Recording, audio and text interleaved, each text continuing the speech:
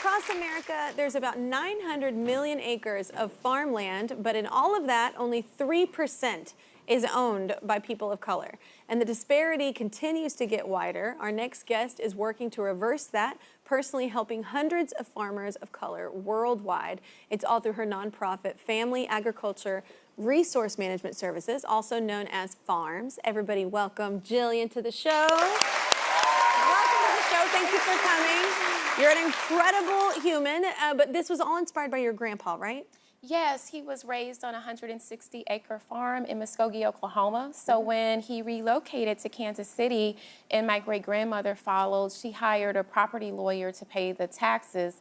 But unfortunately, as some lawyers do, he stole the money, and the land was sold in a tax lien sale without notice being given to my grandfather. So where my grandfather's house is, there is an oil pump going up and down because the land had known oil deposits, and we never got the land back. So that inspired me to start F.A.R.M.S. in 2013. The amount of rage that story encourages in my body, like, that is a hard pill to swallow. Yeah. Yes. Wow. Yes. So this is kind of what instigated everything for you. Yes, ma'am. Yeah. Yep. I went to law school at Arkansas, and I started F.A.R.M.S. about 11 years ago in 2013. So explain how F.A.R.M.S. works. Yes, so we have 3 different programs. One is our legal services, and then our Farmers Emergency Fund and our Farms to Food Bank program. So our legal services have saved collectively about $10 million in farmland assets and equipment. Wow. And that looks like farm foreclosure prevention, also estate planning. And then our Farmers Emergency Fund, we've given out about $500,000 to 400 farmers across the country, and that looks like natural disaster relief. So when there's hurricanes, tornadoes, we buy generators, water. We also cover repair costs. We also cover medical treatment as well. That's incredible. Yes. So your grandpa's experience, unfortunately, this is more common than people may think. Yes, unfortunately, a lot of my farm cases mimics my own family farmland loss story. And so that is not only dealing with tax liens, but also a Medicaid lien. So people don't realize that when you qualify for Medicaid, if you go into the nursing home and you owe a debt, the nursing home not only has a state, but the federal authority to put a lien on your house and your land. And that's whether you're in a rural area or in an urban area. They can even take the earrings in your ear. It's all of your assets that could be taken in a Medicaid lien. So you helped a farmer named Scarlett, right? So tell us about Scarlett. Yes, so Scarlet was part of our Farms to Food Bank program, which we've purchased and donated about 2.5 million pounds. We met her in 2019, and we've been supporting her ever since, and she's just amazing. She's one of the few Black dairy farmers in the country, and we've helped her with paying her electric bill each year. We've also covered different things like equipment repair and things of that nature. And so I'm very happy that she's here with me. Our next guest has benefited from the organization. She is one of very few Black dairy farmers in the country. Everybody say hello to Scarlett. Welcome to the show. Thank you. The greatest smile ever. I believe that. I saw it in the picture, and in person, it's just, you make me feel happy. You're a retired school teacher, right? I am. Yeah. Thank you for being a teacher, first and foremost. That is a hard Teachers. Yes. Yes. What pushed you into dairy farming? So when I was in the classroom, I taught in Milwaukee, and I worked with full inclusion classrooms. And one of my biggest missions in the classroom was to create a sense of community beyond just the educational aspect, right?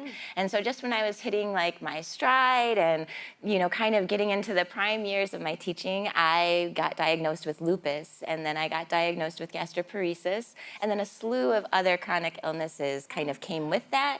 And despite a number of adjustments to my position, it just didn't work out for me to be in the classroom any longer. And so I went out of the classroom, and it was during that time that I was kind of trying to figure out how to get my health back in order, that I basically got the heart nudge to get goats.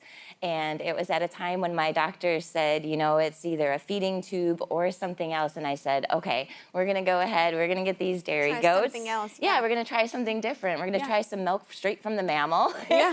And the rest has been the dairy best history ever. We started Loveland Acres Farm, where our mission is to serve people in a people over profit kind of manner. And Jillian's been an amazing support to helping us get to where we are. I love that, people over profit. I love that so much. But what challenges have you faced at the farm? So some of the biggest challenges that we face is that we have a lot of needs, right? So as somebody who went from being in the classroom, having a steady, consistent income, to going to being on the farm and kind of being sick with a lot of medical bills, we've struggled at times keeping up with things. Yeah.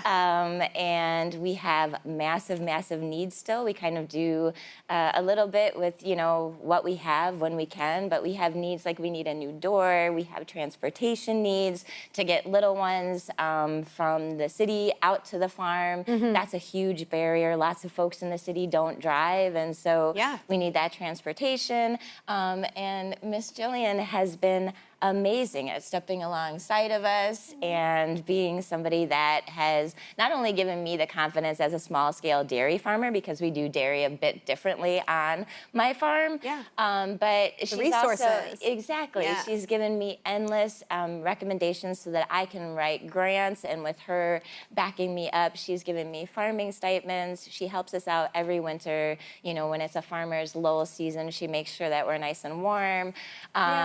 Just endless. Jillian is amazing. Well, if you want to say something, she's right there. There you go. So, Jillian, I'm so happy to be sitting here. So this is only the second time that I've ever gotten to hang out with Jillian, but I just want to say thank you so much for giving me that confidence as a farmer to go out there and get those grants. Of course. Yeah, and to be able to feed our community. So one of the most amazing things is that she has given me my first producer contracts, and I'm not sure if everybody knows what that means, but that just basically means that she buys my meat, my eggs, my watermelons, everything that I grow and raise, so that I can put that into food pantries in our community. Yeah. And so absolutely.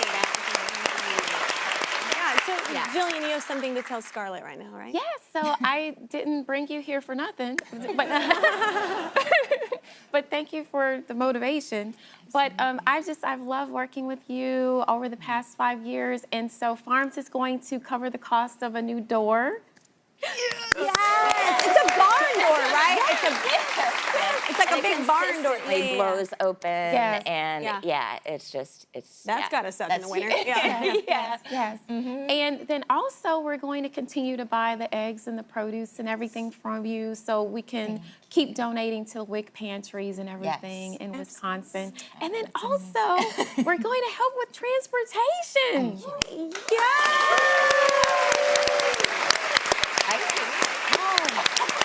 So wait, there's more. Our friends at ConAgra believe everybody deserves consistent access to nutritious food and wants to help farms distribute more food. So check this out.